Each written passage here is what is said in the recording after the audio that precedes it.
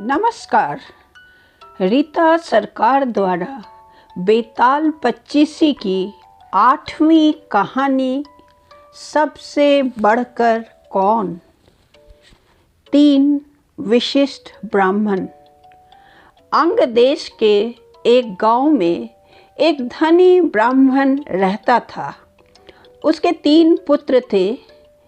एक बार ब्राह्मण ने एक यज्ञ करना चाहा। उसके लिए एक कछुए की ज़रूरत हुई। उसने तीनों भाइयों को कछुआ लाने को कहा। वे तीनों समुद्र पर पहुँचे। वहाँ उन्हें एक कछुआ मिल गया। बड़े ने कहा, मैं भोजन चंग हूँ, इसलिए कछुए को नहीं छूऊंगा। मछला बोला, मैं नारी चंग हूँ, मैं नहीं ले जाऊंगा।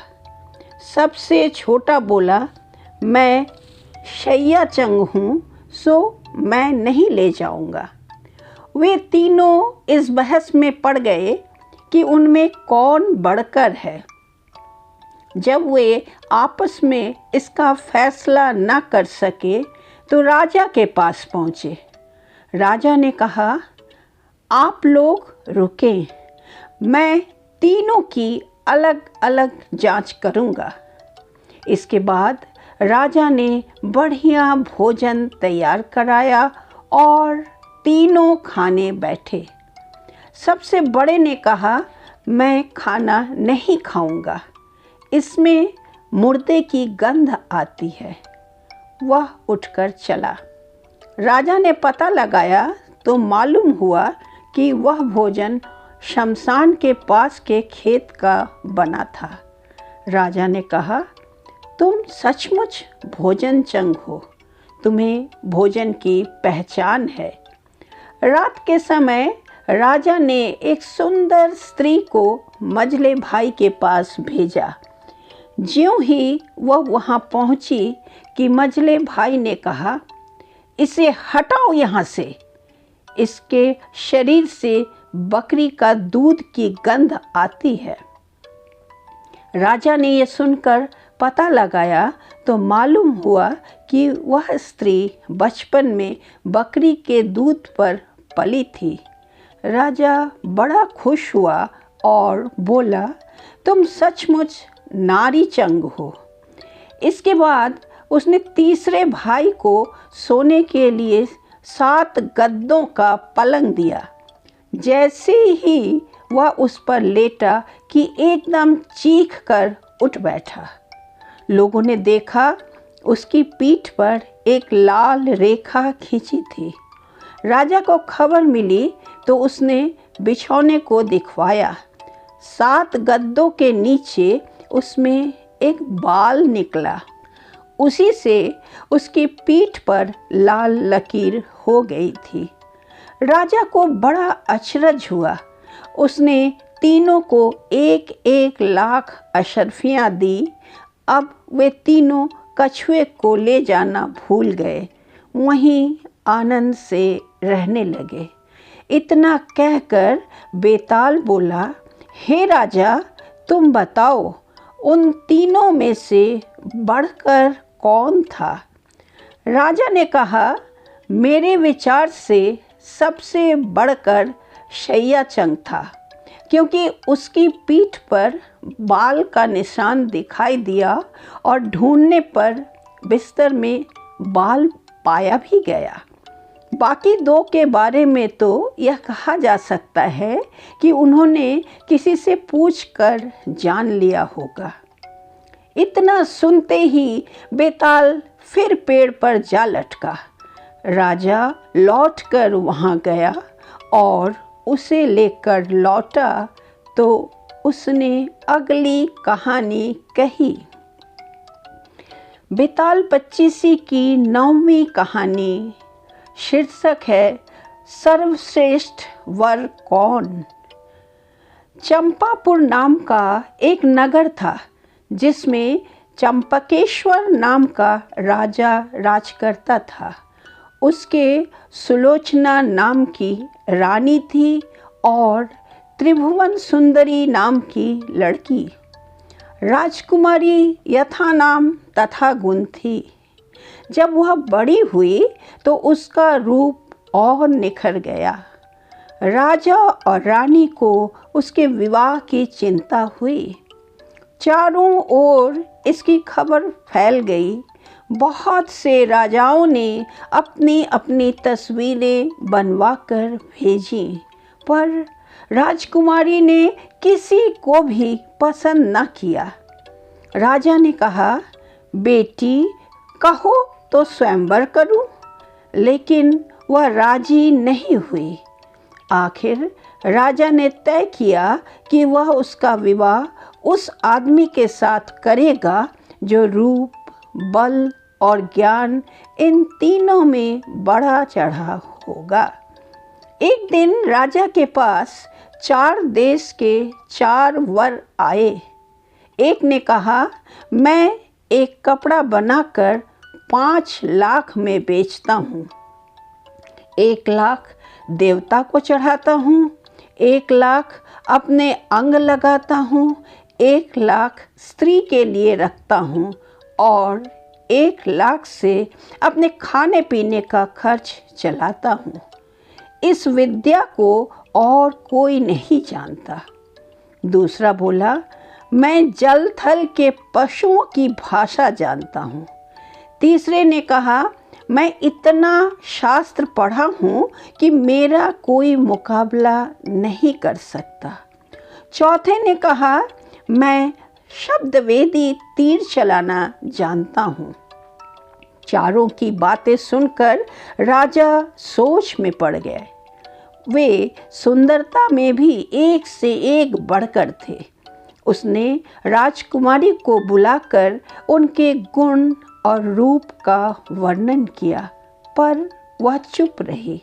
इतना कहकर बेताल बोला, राजन तुम बताओ कि राजकुमारी किसको मिलनी चाहिए।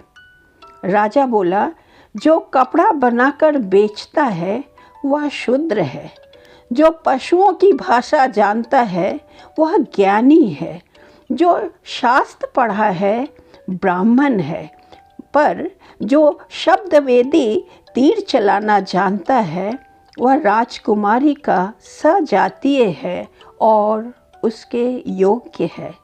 राजकुमारी उसी को मिलनी चाहिए। राजा के इतना कहते ही बेताल गायब हो गया। राजा बेचारा वापस लौटा और उसे लेकर चला तो उसने 10वीं कहानी सुनाई। इस कहानी का शीर्षक है, सबसे अधिक त्यागी कौन। मदनपुर नगर में वीरवर नाम का राजा राज करता था। उसके राज्य में एक वैश्य था जिसका नाम हिरण्यदत्त था। उसके मदन सेना नाम की एक कन्या थी। एक दिन मदन सेना अपनी सखियों के साथ बाग में गई। वहाँ संयोग से सोमदत्त नामक सेठ का लड़का धर्मदत्त अपने मित्र के साथ आया हुआ था। वह मदन सेना को देखते ही उससे प्रेम करने लगा। घर लौटकर वह सारी रात उसके लिए बेचैन रहा। अगले दिन वह फिर बाग में गया। मदन सेना वहाँ अकेली बैठी थी। उसके पास जाकर उसने कहा, तुम मुझसे प्यार नहीं करोगी तो मैं प्राण दे दूंगा। मदन सेना ने जवाब दिया, आज से 5वें दिन मेरी शादी होने वाली है, मैं तुम्हारी नहीं हो सकती। वह बोला, मैं तुम्हारे बिना जीवित नहीं रह सकता। मदन सेना डर गई, बोली, अच्छी बात है, मेरा ब्याह हो जाने दो। मैं अपने पति के पास जाने से पहले तुमसे ज़रूर मिलूंगी। वचन दे के मदन सेना डर गई। उसका विवाह हो गया और वह जब अपने पति के पास गई तो उदास होकर बोली, आप मुझ पर विश्वास करे और मुझे अभय दान दे तो एक बात कहूँ। पति ने विश्वास दिलाया तो उसने सारी बात कह सुनाई। सुनकर पति ने सोचा कि यह बिना जाए मानेगी तो है नहीं, रोकना बेकार है। उसने जाने की आज्ञा दे दी। मदन सेना अच्छे अच्छे कपड़े और गहने पहनकर चली। रास्ते में उसे एक चोर मिला। उसने उसका आंचल पकड़ लिया। मदन सेना ने कहा, तुम मुझे छोड़ दो, मेरे गहने लेना चाहते हो तो लो। चोर बोला, मैं तो तुम्हें चाहता हूँ। मदन सेना ने उसे सारा हाल कहा। पहले मैं वहाँ हो आऊँ तब तुम्हारे पास आऊँगी। चोर ने उसे छोड़ दिया। मदन सेना धर्मदत्त के पास पहुँची। उसे देखकर वह बड़ा खुश हुआ और उसने पूछा, तुम अपने पति से बचकर कैसे आई हो? मदन सेना ने सारी बात सच सच कह दी। धर्मदत्त पर उसका बड़ा गहरा असर पड़ा। उसने उसे छोड़ दिया। फिर वह चोर के पास आई। चोर सब कुछ जानकर बड़ा प्रभावित हुआ और वह उसे घर पर छोड़ गया। इस प्रकार मदन सेना सबसे बचकर पति के पास आ गई। पति ने सारा हाल कह सुना तो बहुत प्रसन्न हुआ और उसके साथ आनंद से रहने लगा। इतना कहकर बेताल बोला, हे राजा, बताओ, पति, धर्मदत्त और चोर, इनमें से कौन अधिक त्यागी है? राजा ने कहा, चोर। मदन सेना का पति तो उसे दूसरे आदमी पर रुझान होने से त्याग देता है। धर्मदत्त उसे इसलिए छोड़ता है कि उसका मन बदल गया था। फिर उसे यह डर भी रहा होगा कि कहीं उसका पति उसे राजा से कहकर दंड न दिलवा दे। लेकिन चोर का किसी को पता न था। फिर भी उसने उसे छोड़ दिया। इसलिए वह उन दोनों से अधिक त्यागी था। राजा का यह जवाब सुनकर बेताल फिर पेड़ पर जा लटका और राजा जब उसे लेकर चला तो उसने यह कथा सुनाई। अगली कथा के लिए अगली बार।